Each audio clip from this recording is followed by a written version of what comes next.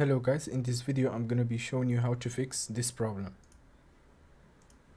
So as you can see, whenever I'm trying to rename a database on PHP admin, I get the following error,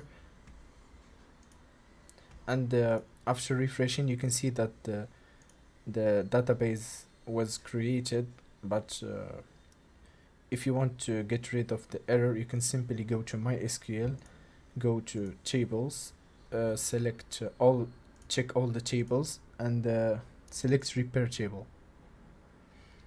So as you can see now, we repaired all the MySQL tables. If we go to this database and press this database icon, if we try to rename it now and press on go, now it's working perfectly.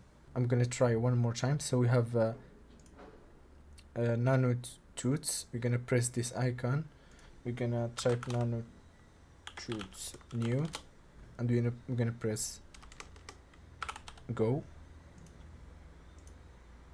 and as you can see we don't get the error anymore. Thanks for watching.